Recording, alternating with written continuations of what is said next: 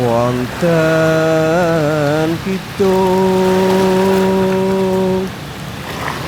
kang rumeksa ing wengi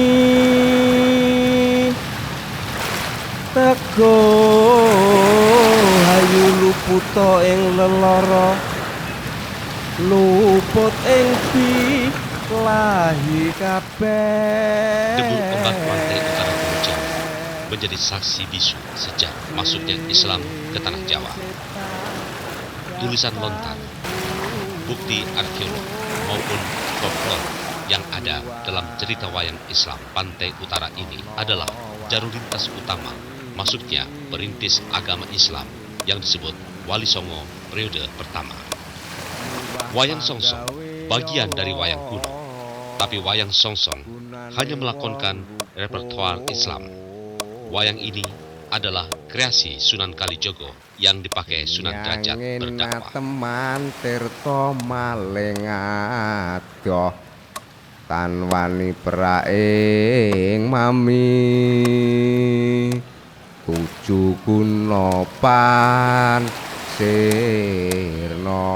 Sebetulnya wayang Songsong itu bahannya dari kayu, jadi tidak dari kulit seperti wayang kulit itu.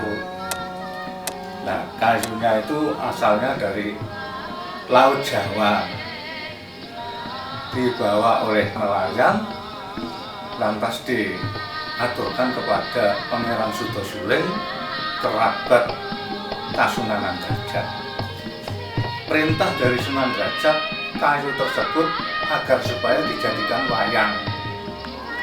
Jadi yang membuat wayang Songsong itu namanya Pangeran Sutosuling. Sesudah wayang itu komplit, banyaknya 93 buah wayang siap dimainkan. Apa Kyai? Iki sono bumi Kudus ya. Ya Kyai ning bumi Kudus. Iki ana wong ngandhang nganggo kang rada aneh. Iki wong endi?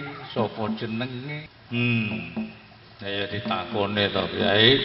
Sapa sampeyan niku Kisana? Nek takon aku, pancen aku iki ora wong Jawa. Aku iki saka Persia, ya Persia, Iran. Sing kondang juru tumbal kuwi to? Iya, bener, aku juru tumbal, numbali tanah Jawa. Lah sampeyan iki sapa? Aku ratune Danyang tanah Jawa, Sabda Palon iki Naya Genggong. Dadi Sabda Palon iki Naya Genggong iki wonge loro ngene iki wujude. Oh, ratune Danyang. Iki siswaku Jumiril karo Iman Takbut. Aku iki diwaduli nek tanah Jawa iki ditumbali, sing numbali iki Syekh Subakir kowe ya. Iya, pancen aku krungu nek demit-demit tanah Jawa iki padha jahat-jahat, jahil-jahil sok ganggu marang wong. Mula tak tumbali ben ora ngono.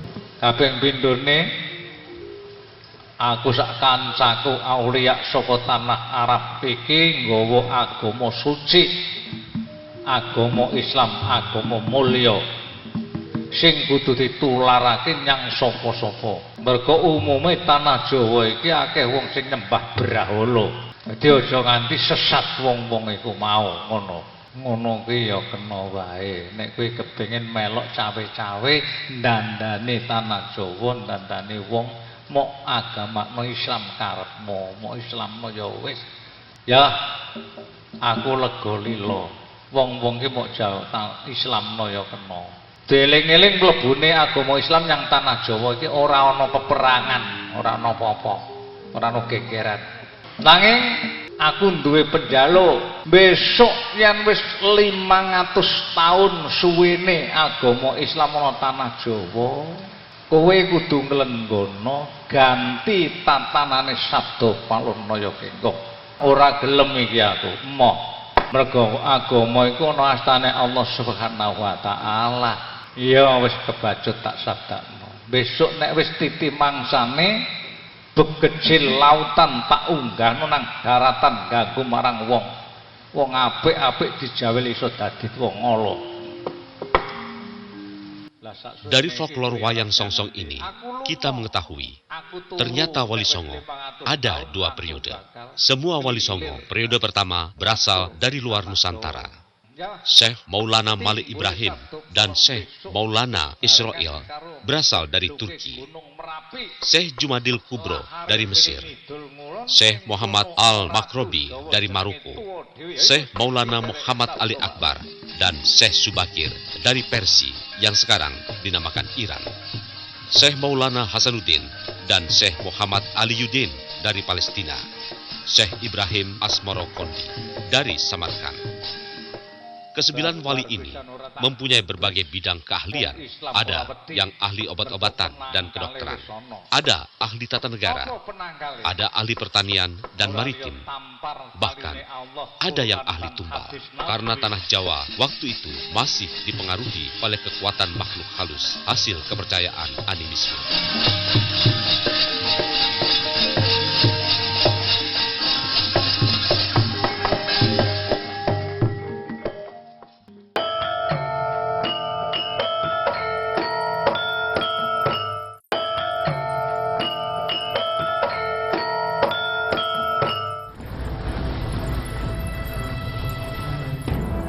Sedangkan Wali Songo periode kedua diawali seorang ulama yang bernama Ibrahim Asmoro Kondi. Dinamakan Asmoro Kondi karena datang dari Samarkand. Untuk mudahnya bagi orang Jawa, Samarkand dipanggil menjadi Asmoro Kondi. Ibrahim Asmoro Kondi menurunkan anak bernama Raden Rahmat yang akhirnya lebih dikenal dengan nama Sunan Ampel. Generasi Sunan Ampel inilah yang membentuk Wali Songo periode kedua. Jadi, Syekh Maulana Malik Ibrahim ikut dalam Wali Songo periode 1, sedang Wali Songo periode kedua dilengkapi dengan Raden Patah. Apakah Syekh Ibrahim Asmoro Kondi sama dengan Syekh Maulana Malik Ibrahim? Jelas beda. Kedua nama ini berlainan identitas.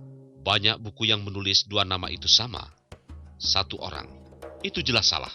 Bahkan dalam buku Atlas Wali Songo, karya Dr. Agus Sunyoto, dijelaskan Ibrahim Asmoro Kondi dari negeri Tulen yang letaknya di tepi laut Kaspia sekarang, masuk wilayah Kazakhstan di selatan Rusia. Kemunduran kerajaan Mojopahit akibat perebutan kekuasaan yang terus-menerus, negara Kertagama menyebut sirno ilang kertaning bumi, memudar, runtuh sendiri tenggelam dalam bumi. Bukti kelemahan Mojopahit. Saat itu dimanfaatkan dengan cerdas oleh Wali Songo periode kedua yang dipandegani atau dipimpin Sunan Ampel untuk membaiat Jinbun Al-Fatah menjadi raja kerajaan Islam pertama sebagai Sultan Demak Bintoro. Pusat kerajaan Mojopahit di Trawulan, Jawa Timur dipindah ke Demak, Jawa Tengah. Di tempat inilah Raden Patah dibaiat Wali Songo sebagai Sultan Demak Bintoro, raja Islam pertama di tanah Jawa. Kanjeng Nabi ngendika yadharul Islam fi akhir zaman min ardi syarqi. Bisa Islam paling kuat ana ing akhiring zaman iku ana ing wetan kono. Negara wetan yaiku Nusantara sing saiki diarani Indonesia. Sebab iku Wali Abdal nugasno petugas siji Wali Abdal untuk numbali Nusantara. Wali Abdal sing ditugasno marang Pulo Jawa nyusup ana ing putrane Raja Mojopahit. Istri kedua menjelma dadi Gajah Mada. Dadi Gajah Mada sebetulnya sak benere yaiku petugas saka Wali Abdal.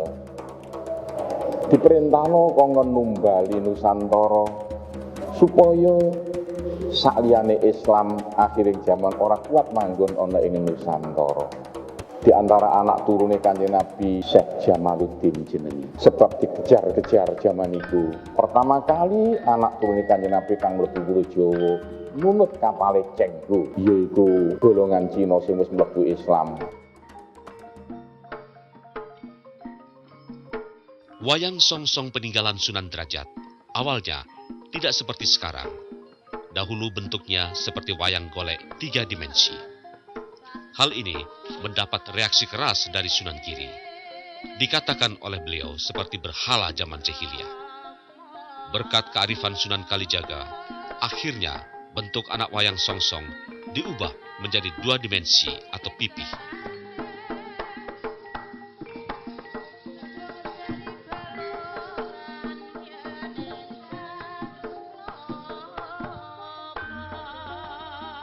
Sijining dina ana wong Banjar Kalimantan wis mlebu Islam.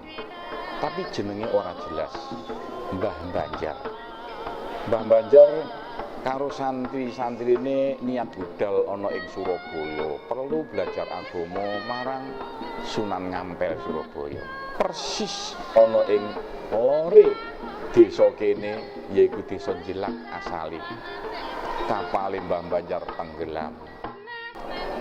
Alhamdulillah Mbah Banjar ora sedo sing wis tuwa. Mbah Banjar diramut ana ing desa kene. Lurah kene biyen jenenge Mayang Madu. Mayang Madu agamane sik Hindu. Durung ana agama Islam. Saking apike Mbah Banjar sehingga Mbah Mayang Madu mlebu Islam. Dadi kang Islamno Mbah Mayang Madu yaiku Mbah Banjar. Mbah Banjar karo Mbah Mayang Madu berjuang agama, mulai ana kemajuan. Wong-wong desa kene akeh kang mlebu Islam. Mbah Banjar karo Mbah Mayang Madu kepengin duwe kiai kang pinter iso mulang ngaji ana ing desa kene, desa Jelak. Mbah Banjar, Mbah Mayang Madu budal marang Surabaya. Metu Sunan Ngampel Raden Rahmat. Putrane sing diarani Raden Kosim digawakno wis ngene ae. Saiki putraku Raden Kosim Gonen ring desa Jelak kono kon dadi kiai ana ing tengah-tengah desa kono. Mbah Banjar Mbah Mayang Madu seneng banget mulih marang desa Jelak. Nggawa putrane Sunan Ngampel kang jenenge Raden Kosim. Raden Kosim ana ing desa Jelak digawekno pondok pesantren kawitan langgar karo sumur persis ana panggonan kene iki lah langgare biyen sing dibangun Raden Kosim karo sumur. Raden Kosim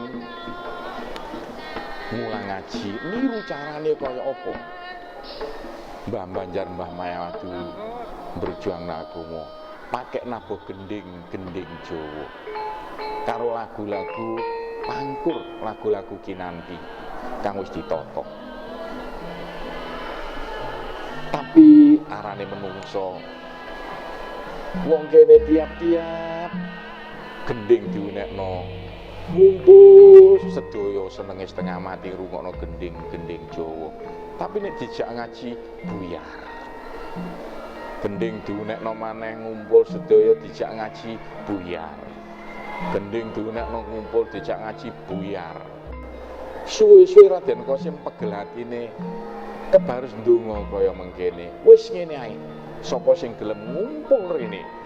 Sapa sing gelem ngaji rene? Muga-muga derajate dhuwur. Lah wong daerah kene wis ngerti Raden Kosim dongane mati.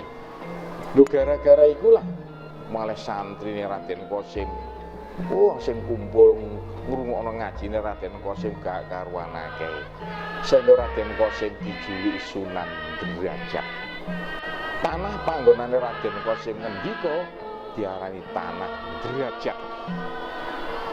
Kenapa diarani tanah derajat? Soale gara-gara Raden Kosim ngendika sapa sing gelem teka rene ngaji rene muga-muga derajate dhuwur. Tanah derajat dikepung tanah Banjar Anyar. Lho kenapa diarani Banjar Anyar biyen desane Jelak? Soale agamane anyar kang nyebarno wong Banjar. Mbah Banjar disarekno ana ing pinggir segara kono. Mbah Mayang Madu disarekno ana ing gurine Masjid Wali Songo.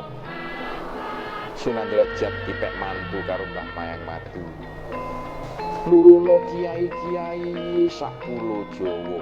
Rata-rata kiai ana ing pulo Jawa turun Sunan Ngampel melalui Sunan Derajat. Melalui yaiku putrine Mbah Mayang Madu kang jeneng Siti Sofia. sing asale jenenge Murniwati. Murniwati kalau di bahasa Arab Sofia. Sekarang menjadi jelas bahwa Mayang Madu bukan nama lain atau bukan julukan Sunan Derajat sebagaimana cerita yang berkembang selama ini. Mbah Mayang Madu adalah mertua Sunan Derajat. Terbukti makamnya ada di belakang Masjid Jelak. Bahkan makam Mbah Banjar, ulama yang membawa agama anyar atau agama baru, juga tidak jauh. Mbah Banjar dimakamkan dekat pantai di mana beliau terdampar, tepatnya di desa Banjaranyar. Mbah Mayang Madu dan Mbah Banjar, dua tokoh ini tidak bisa dipisahkan, apalagi dihilangkan dari jejak sejarah masuknya Islam di pesisir pantai utara Lamongan. Karena Mbah Banjarlah yang mengajar Mbah Mayang Madu ilmu tauhid hingga dengan sukarela memeluk agama Islam. Kemudian keduanya sowan ke Sunan Ampel minta ulama agar bisa memberi pencerahan dan pendalaman agama Islam di pesisir utara Lamongan ini.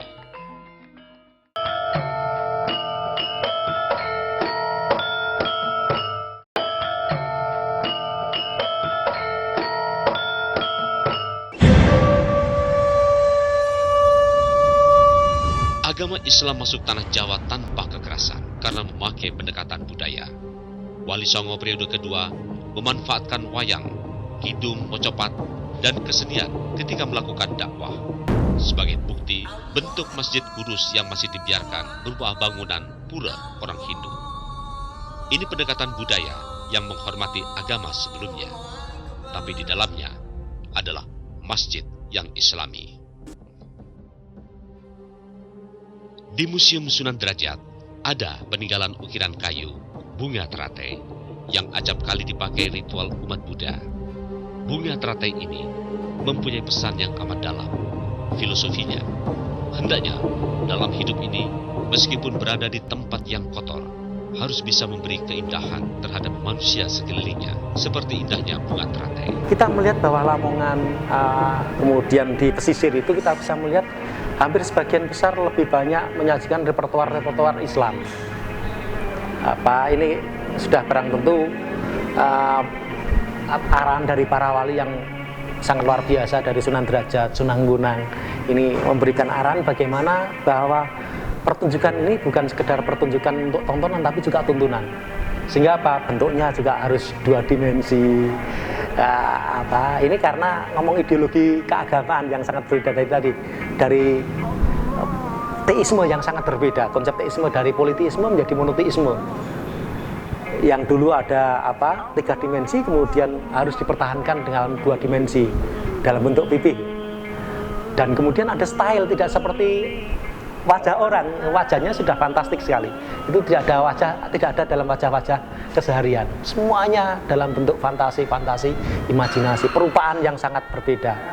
Ini sudah barang tentu adalah konsep estetika Islam yang selalu bersandar kepada kaidah-kaidah Islam. Yaiku bisomso mimihrosin biharfin mutolsimin bimihrosi tontomen bihana wihmadan. Begitu besar perhatian Kyai Gofur pada wayang songsong. Tidak disadari ketika memberi tausiah atau wejangan ilmu agama, logat, dialek, dan intonasi Kyai Gofur tak ubahnya dalam wayang songsong medar atau memberikan wejangan mengajar ilmu ketauhidan. Kegigihan Kyai Gofur melestarikan wayang songsong lantaran dirinya memang punya darah seni. Setidaknya kakeknya juga seorang dalang. Begitu besar tanggung jawab Kyai Gofur terhadap wayang songsong. Mantan santrinya yang kini menjadi petinggi desa diminta menanggap wayang songsong jika punya hajat desa, seremonial peresmian pasar desa, dan lain-lain, seperti yang disarankan kepada Dr. Andes Solahuddin, petinggi desa Banyubang, Lamongan.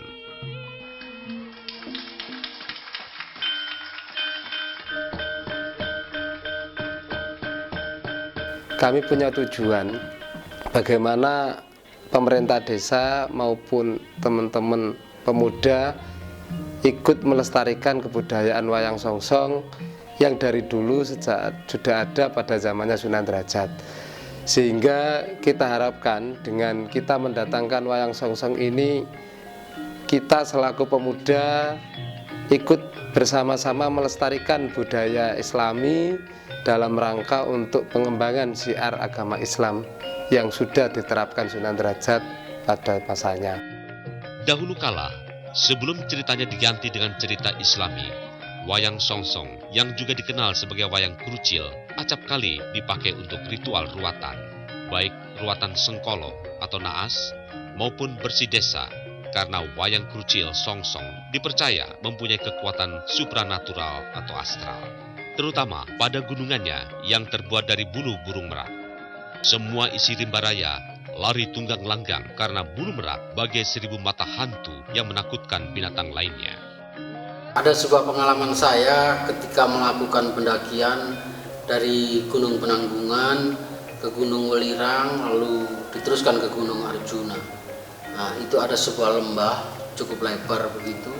Di situ banyak hewan santai, ya bercengkrama, dan tiba-tiba muncul sekelompok, kalau di sini namanya macan kumbang, hitam, paling besar itu sebesar anjing, diikuti dengan beberapa anaknya begitu. Jadi dia bercengkrama, damai situasinya itu. Nah, tiba-tiba muncul 2 ekor burung, juga berada di sekitar lembah itu. Dia juga bercengkrama. Lalu 1 ekor burung itu mengepakkan sayapnya, dibuka lebar. Nah, itu ternyata merak, menggetar-getarkan begitu. Nah, hewan-hewan yang lain semuanya lari, termasuk macan-macan yang hitam itu tadi. Peristiwa itu membuat saya berpikir bahwa di hutan Jawa ini mungkin yang menjadi raja bukan macan, tapi burung merak lah yang menjadi raja. Sayang, wayang songsong dengan karakternya yang spesifik dan repertoar Islami itu kini hanya tinggal Ki Sodik Pramono seorang. Jadi wayang itu sudah 12 keturunan dari Mbah Banyu tadi, putra dari Mayang Madu, morotuanya Sunan Derajat. Jadi saya ini termasuk keturunan dari Mbah Mayang Madu, bukan dari Sunan Derajat. Mulai saya mendalang itu tahun 1962. Itu wayang songsong ini, belajar saya wayang songsong. Dan guru saya ya tidak langsung ya mengikuti bapak, kalau wayangnya itu dipentaskan di sana, saya mengikuti.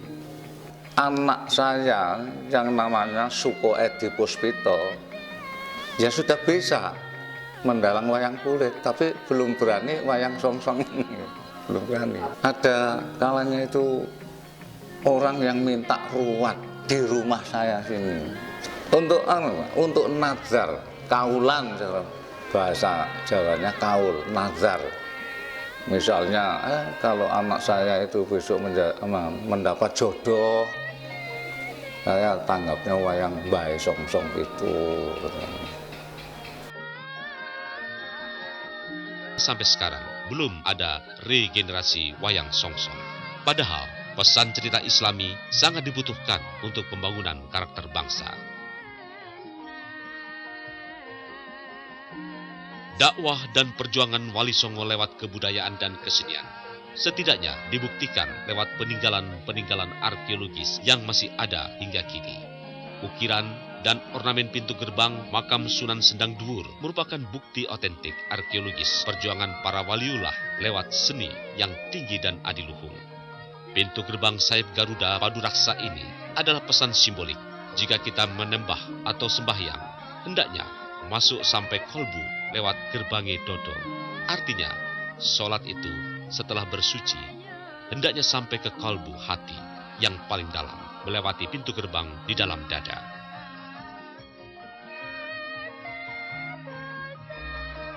Bahkan tempat untuk musyawarah Wali Songo juga dinamakan bayang atau nama tempat tidur. Gambang dan pemberian nama masih dihubungkan dengan perangkat kesenian, yaitu gambang. Jelas bahwa pembicaraan perubahan wayang Tengul 3 dimensi menjadi 2 dimensi hasil musyawarah di bayang gambang ini antara Sunan Kalijaga dan Sunan Derajat. Akulturasi budaya yang digagas dan digubah Sunan Kalijaga dan Sunan Derajat ini dengan kreatif menjadi media dakwah dan syiar agama Islam. Keberadaan wayang songsong adalah metamorfosa dari wayang krucil maupun wayang tenggul. Pada awalnya, dari cerita Hindu diubah menjadi cerita Islami, disesuaikan dengan kebutuhan masyarakatnya yang sudah berganti agama menjadi Islam. Kini, Pondok Pesantren Sunan Derajat berupaya untuk melestarikan wayang songsong. Sayang, belum ada generasi penerus yang mewarisi keterampilan mendalang seperti halnya Ki Sodik Pramono. Belum tampak upaya jajaran bupati untuk menyangga kelangkaan akan dalang wayang songsong yang tinggal satu-satunya ini. Kalau tidak, wayang peninggalan Waliullah ini akan punah, habis ditelan modernisasi zaman.